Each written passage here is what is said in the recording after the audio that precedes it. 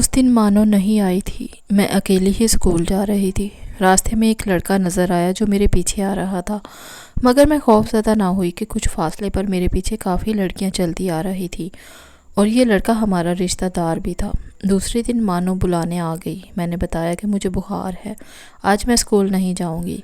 وہ اکیلی ہی چلی گئی۔ واپس آئی تو کافی پریشان تھی۔ کہنے لگی، آج عاذر ملا تھا، اس نے کہا کہ اپنی سہیلی کو میرا سلام کہنا۔ کیا تمہاری اس سے بات ہوتی ہے؟ نہیں تو کل جب میں اسکول سے لوٹ رہی تھی وہ میرا پیچھا کر رہا تھا، مگر میں نے اس کو اہمیت ہی نہیں دی۔ تم مت پریشان ہو، وہ پاگل میرا کیا بگاڑ لے گا۔ ارے نہیں، اس بات کو ایزی مت لو، تم اپنے بھائی کو بتا دو اس سے پہلے کہ اس کا حوصلہ بڑھے، وہ خود اس سے نمٹ لیں گے۔ نہیں مانو، میرا بھائی بہت غصے والا ہے، وہ آپے سے باہر ہو جائے گا۔ میں اپنے کزن اختر کو بتا دیتی ہوں کہ وہ اسے سمجھا دے، کیونکہ عاذر اس کا کلاس فیلو ہے۔ جو تم مناسب سمجھو۔ یہ کہہ کر وہ چلی گئی۔ میں نے اختر کو بتایا۔ اس نے کہا تم فکر نہ کرو، میں اس کو سمجھا دوں گا۔ خیر بات آئی گئی ہو گئی۔ اس دوران ہمارے گاؤں میں شادی تھی۔ باقی لڑکیوں کے ساتھ میں بھی بارات کو دیکھنے چھت پر چلی گئی۔ کیا دیکھتی ہوں، وہاں بھی وہ موجود تھا اور اس کی نظریں مجھ پر گڑی تھی۔ مجھے بہت غصہ آیا کیونکہ چھت پر جھانکتی عورتیں اس کو اور مجھے دیکھ رہی تھی۔ گھر آ کر میں نے اختر کو بتایا اور کہا کہ تم نے عاذر کو سمجھایا نہیں، آخر یہ کیا چاہتا ہے؟ کیا میں بھائی جان سے کہہ دوں؟ اس نے کہا تحمل سے کام لو شانو، عموماً لڑکے ایسے ہوتے ہیں، جب وہ تم کو کوئی غلط بات کہے گا تو میں خود اس کی پٹائی کر دوں گا۔ اس معاملے کو ہوا دینا ٹھیک نہیں، خواہ مخواہ لوگ نوٹس لیں گے، میں اس کو سمجھا دوں گا۔ ہماری عاذر سے بھی رشتہ داری تھی، وہ میرے ابو کے کزن کا بیٹا تھا اور اختر سگے چچا کا، لہٰذا رشتہ داری کے باعث بھی وہ لحاظ کر رہا تھا۔ ایک دن ہم اسکول سے نکلی تو اسکول کی دیوار پر نظر پڑی، کسی نے لکھا تھا شانو کو سلام۔ بس پھر کیا تھا، میرا غصے کے مارے برا حال تھا۔ مانو سے کہا، دیکھا تم نے اس بدتمیز عاذر کی حرکت، اب دیواروں پر میرا نام لکھے گا، مجھے بدنام کر رہا ہے۔ وہ بولی، اول تو کسی کو نہیں معلوم کہ تم شانو ہو، اسکول میں سب کو تمہارے نام شاہینہ سے جانتے ہیں، صرف گھر میں ہی تم شانو کہلاتی ہو۔ دوسری بات یہ کہ مردوں میں بات واقعی بڑھ جائے گی، ہم خود خط لکھ کر یا فون کر کے اس کو سمجھا دیتے ہیں۔ اگر اس کے کسی گھر کے فرد نے فون اٹھا لیا، چلو فون نہیں کرتے، لکھ کر تنبیہ کر دیتے ہیں کہ سدھر جائے۔ اختر سے کہنے کا فائدہ نہیں، وہ کچھ قدم نہیں اٹھانے والا۔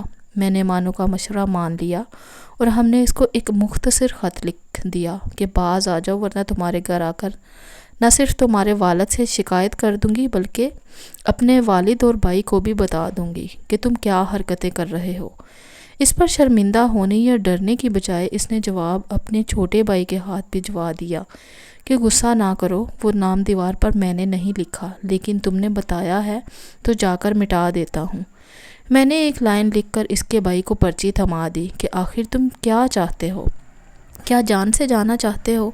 چھوٹا لڑکا فوراً جواب لے آیا۔ اس نے لکھا تھا، میں صرف تم کو چاہتا ہوں، تم مل جاؤ گی تو باز آ جاؤں گا۔ یہ ایسا جواب تھا کہ پڑھ کر ہر انسان تل ملا اٹھے، اور لڑکیاں اس عمر میں کتنی جذباتی ہوتی ہیں۔ میں نے پھر مانو سے مشورہ کیا، وہ میرے تایا کی بیٹی تھی، لہٰذا وہ بھی عاذر کی رشتہ دار تھی۔ اس نے کہا، چھوڑو، دفع کرو، کسی سے کچھ مت کہو، مگر میرا غصہ ٹھنڈا نہ ہو رہا تھا، لہٰذا میں نے بڑے بھائی سے اس کی شکایت کر دی۔ پھر کیا تھا، جو ہونے کا ڈر تھا اس سے بھی کچھ زیادہ ہو گیا۔ بھائی نے ایک دن کرکٹ کے میدان میں دوستوں کے ساتھ گھیر کر اسے بہت مارا۔ وہ کئی دن بستر پر پڑا رہا، لیکن نہ تو اس نے اپنے گھر والوں کو پتہ لگنے دیا کہ اس کو کس نے اور کیوں مارا ہے، اور نہ ہی میرے بھائی نے کسی کو اصل وجہ بتائی۔ تاہم اختر جان گیا کہ میری شکایت پر عاذر کی پٹائی ہوئی ہے۔ جب میں نے سنا کہ اسے گہری اندرونی چوٹ آئی ہے، اس کو اسپتال لے گئے ہیں، میرے ہاتھ پیر پھول گئے کہ وہ ماں باپ کا اکلوتا لڑکا تھا، پھر بابا کے چچا زاد کا بیٹا تھا۔ بابا جان بھی اس کو پوچھنے اسپتال گئے، انہوں نے آ کر بتایا کہ اس کی حالت خطرے میں ہے، تو دن رات دعائیں کرنے لگی، خدا کرے عاذر ٹھیک ہو جائے ورنہ اس کا خون میری گردن پر ہوگا۔ جب اس کی ماں اور بہنیں روئیں گی تو کیسا دردناک سما ہوگا، اوف خدا اسے بچا لے۔ اس کا آپریشن ہو گیا، گردے پر چوٹ آئی تھی۔ اللہ تعالیٰ نے دعائیں قبول کر لی اور آذر بچ نکلا۔ کافی دنوں گھر میں رہا، قدم باہر نہ نکالتا تھا۔ پہلے میں اس کی توجہ سے پریشان تھی اور اب اس کی بے توجہی سے پریشان رہتی تھی۔ اس کی علالت نے سارے رشتہ داروں کے دل دہلا کر رکھ دیے تھے۔ کہتے ہیں کہ پھول کی پتی سے کٹ سکتا ہے ہیرے کا جگر، بس اس کی علالت میرے لیے پھول کی پتی بن گئی، جس نے میرے جگر کو سختی کو کاٹ کر رکھ دیا۔ جب وہ ٹھیک ہو گیا، میں نے سوچا کہ اب اگر وہ ملے گا تو میں اس کو سختی سے جواب نہ دوں گی۔ میں نے اس کی بہن سے بھی کہا کہ اپنے بھائی سے کہنا پہلے تعلیم مکمل کر لے، پھر اس کے بارے میں سوچیں گے۔ وقت گزرنے لگا، میں اسکول سے کالج آ گئی۔ اب میں ایف اے میں اور وہ بی ایس سی کر رہا تھا۔ اتفاق سے ہمارے کالج ایک ہی رستے میں تھے۔ جب ہم کالج جا رہی ہوتی وہ رستے میں آ جاتا۔ بے شک ہمارے گاؤں میں گرلز کالج تھا اور تعلیم بھی تھی، لیکن ماحول ابھی تک دیہات والا ہی تھا۔ کبھی میں سہیلیوں کے ساتھ ندی پر جاتی تو آذر دکھائی دے جاتا، مگر اسے نظر بھر کر نہیں دیکھتی تھی۔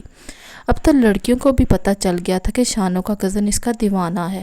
بے شک قریب آ کر بات نہیں کرتا، لیکن ندی سے دور کھڑا رہ کر کبھی درخت کی چھاؤں میں بھی چلچلاتی دھوپ میں چلتا رہتا ہے۔ ایک دن مانو میرے گھر آئی، بولی ندی پر چلو، ہمارے گھر مہمان آئے ہیں، پانی لینا ہے، تم برتن پکڑ لینا۔ ہم ندی پر گئے۔ میں نے آذر کو دیکھا، وہ درخت کے نیچے لیٹا تھا۔ اس کی طبیعت بہت خراب تھی، آنکھیں سرخ تھی، ان سے پانی بہہ رہا تھا، لیکن وہ پھر بھی مجبور سا وہاں پڑا ہوا تھا۔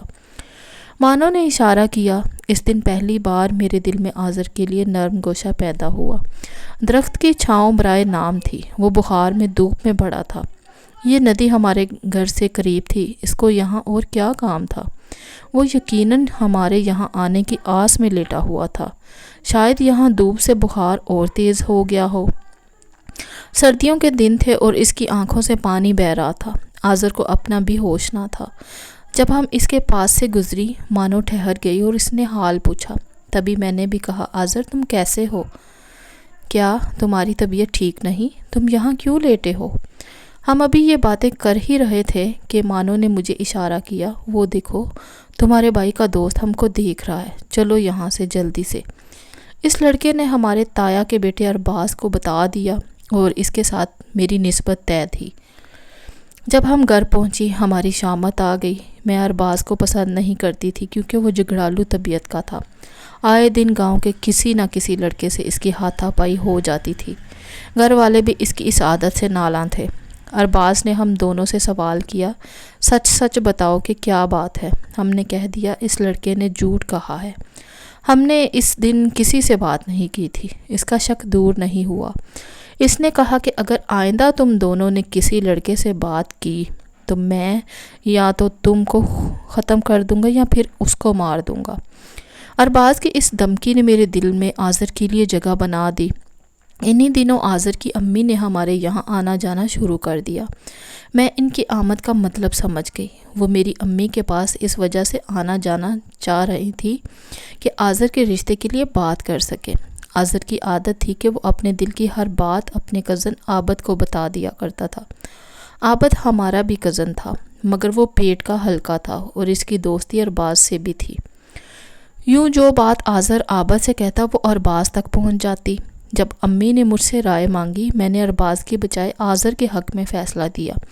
میری ماں نے میری مرضی بابا جان تک پہنچا دی۔ وہ دیندار آدمی تھے اور شادی کے سلسلے میں بیٹیوں سے رائے لینا ضروری سمجھتے تھے۔ انہوں نے امی سے کہا، آذر بھی غیر نہیں، میرے تایا زاد کا بیٹا ہے، میں بیٹی کی شادی کا فیصلہ اس کی مرضی سے کروں گا۔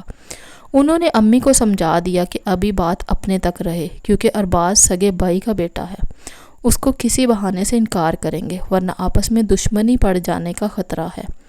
ارباز کی عادتیں اچھی نہ تھی، تبھی ابو بھی اس کے حق میں نہ تھے۔ امی نے آذر کی والدہ کو مطمئن کر کے بھیج دیا اور استدعا کی کہ ابھی یہ معاملہ راز میں رکھنا، کسی سے تذکرہ نہ کرنا۔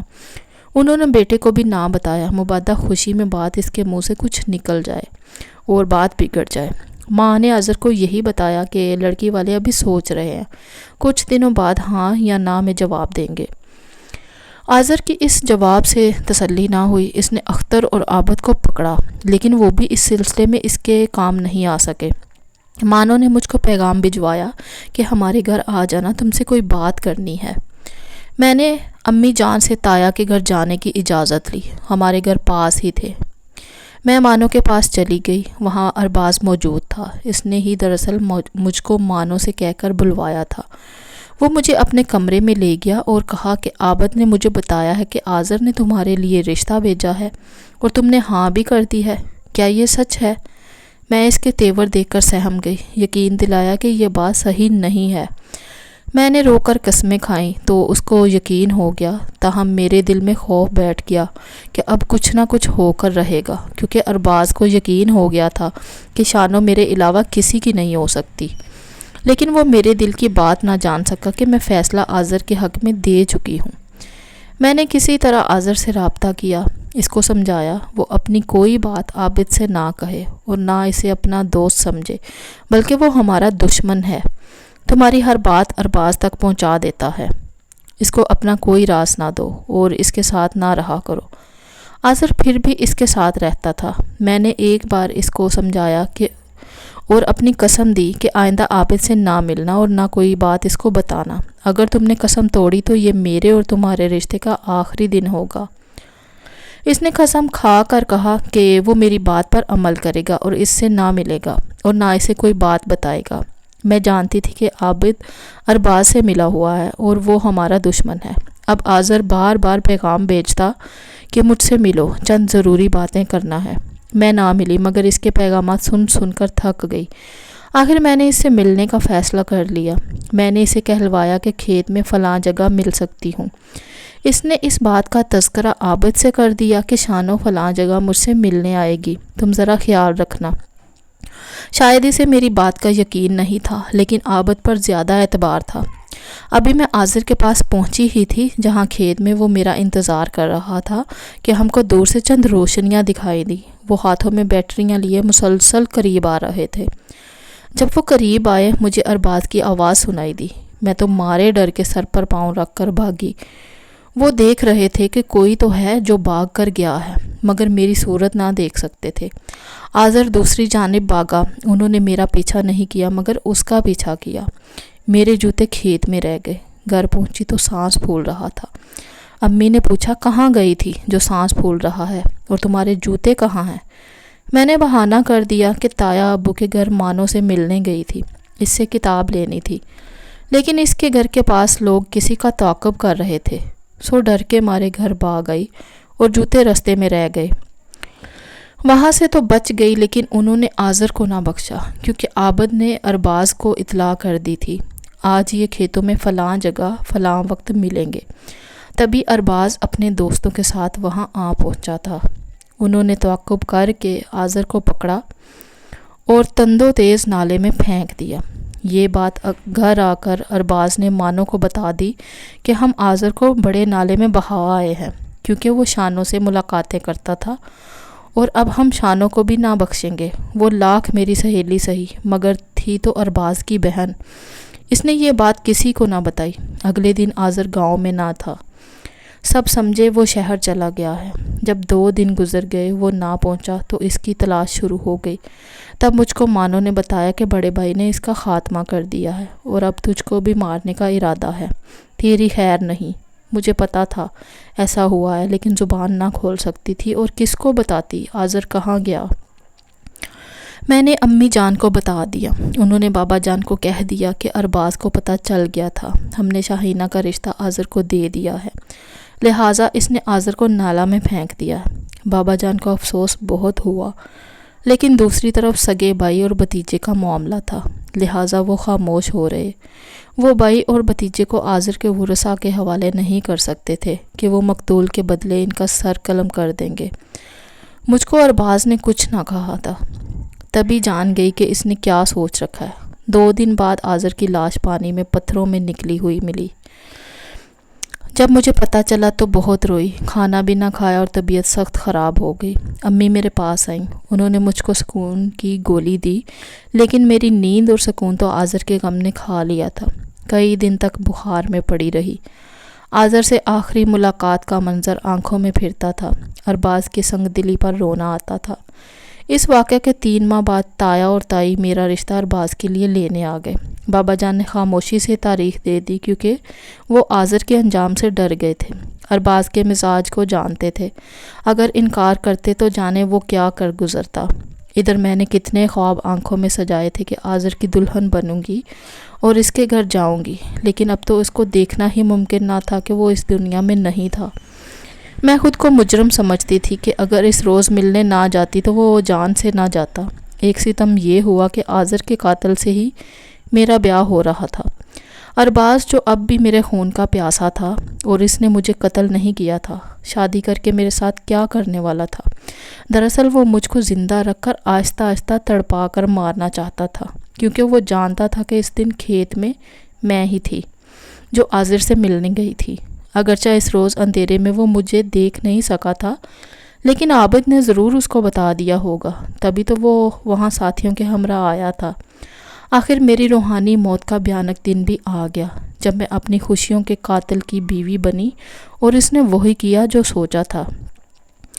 شادی کی پہلی رات اس نے کہا کہ وہ تم ہی تھی نا جو آذر سے ملنے گئی تھی۔ مجھے یقین ہے کہ عابد نے جھوٹ نہیں بولا، بلکہ تم نے جھوٹ بولا تھا کہ تم اس کو نہیں جانتی۔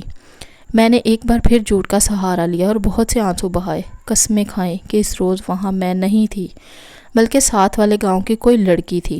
میں نے آذر کی بہن کے منہ سے سنا ہے، بے شک تم اس امر کی پڑتال کر لو۔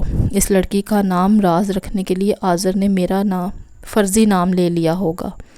وہ خود میرے پیچھے تھا، لیکن میں نے اس کو دھتکار دیا تھا۔ تم اس بات کی تصدیق اختر سے کر سکتے ہو، وہ ہم دونوں کا کزن ہے۔ میں تو اختر سے کہتی رہتی تھی کہ آذر سے نفرت کرتی ہوں، اس کو سمجھاؤ میرے پیچھے نہ آئے۔ ٹھیک ہے، میں اختر سے قسم اٹھواؤں گا۔ اگر اس نے قسم اٹھا لی تو میں تمہارے بے قصور ہونے کے بارے سوچوں گا۔ میں عابد سے بھی قسم لوں گا۔ خدا نے اختر اور عابد کے دل میں نیکی ڈال دی کہ وہ آذر کا انجام دیکھ چکے تھے اور اب مجھ کو مرتے نہ دیکھنا چاہتے تھے۔ دونوں نے قسم اٹھا کر کہا کہ شاہینہ تو آذر سے نفرت کرتی تھی اور ہم سے کہتی تھی کہ اس کو سمجھاؤ میرے پیچھے نہ آئے، ورنہ میں اپنے بھائی سے کہہ دوں گی۔ اور اس نے اپنے بڑے بھائی کو آذر کی شکایت بھی کی تھی، تبھی اس نے اپنے ساتھیوں کے ساتھ جا کر اسے کرکٹ گراؤنڈ میں اتنا مارا تھا کہ وہ اسپتال پہنچ گیا تھا۔ یہ بات تو سچی تھی، اس بات میں ان کی قسم سچی تھی۔ تاہم میری جان بچانے کو انہوں نے کہا کہ اس دن آذر کو ملنے جو لڑکی گئی تھی وہ شانو نہیں، دوسرے گاؤں کی لڑکی تھی۔ خیر دونوں نے باہمی مشورے کے بعد میری جان بچانے کو ایک ہی طرح کی باتیں کی۔ مانو نے بھی کہا کہ شانو نے آذر کی شکایت اپنے بھائی سے کر کے اس کو مار پڑوائی تھی۔ ان ساری گواہیوں سے ارباز کا دماغ کچھ ٹھنڈا ہوا اور اسے کچھ یقین ہو گیا کہ شاید میں بے قصور ہوں اور یہ سب اس کی غلط فہمی بھی ہو سکتی ہے۔ البتہ اس نے عابد سے کہا کہ اگر تم نے مجھ سے غلط بیانی کی تو میں تم کو نہیں چھوڑوں گا۔ اس معاملے کو ٹھنڈا کرنے میں مانو نے بڑا کردار ادا کیا۔ اس نے بھی قسم کھا کر یقین دلایا کہ شانو بے قصور ہے۔ دراصل آذر اسے تنگ کرتا تھا، جبکہ وہ تو اس سے جان چھڑانا چاہتی تھی، اور جس روز واقعہ ہوا شانو تو ہمارے گھر تھی۔ اتنا کچھ ہونے کے باوجود ارباز کے دل کا میل نہ ڈل سکا۔ اب بھی وہ کچھ عرصہ بعد پھر سے شک کے دریا میں غوطے لگانے لگتا تھا، تب اس کا رویہ بہت برا ہو جاتا۔ حالانکہ مرنے والا مر چکا تھا، لیکن میں تو اس کے سامنے اور اس کی دسترس میں تھی۔ جب وہ اس دن کو یاد کرتا جب وہ ہمارے تعاقب میں کھیت میں آیا تھا، اس کے برفیلے دل میں آگ بھڑک جاتی تھی اور وہ ہذیان بکنے لگتا۔ میری سیاہ زندگی کے روز و شب بھی تمام ہو گئے کہ جب سمگلنگ کا مال لے جاتے ہوئے ایک روز ارباز پکڑا گیا، گولیوں کا تبادلہ ہوا اور وہ قانون کے محافظوں کے ہاتھوں اپنے انجام کو پہنچ گیا۔ بے شک وہ اس دنیا میں میرا سرتاج تھا، مگر اس تاج کے گر جانے سے میرا سانس بحال ہو گیا۔ میری گٹی ہوئی سانسیں پھر سے کھل کر آنے لگی اور میں نے جانا کہ میں زندہ ہوں، ابھی تک مر نہیں گئی تھی۔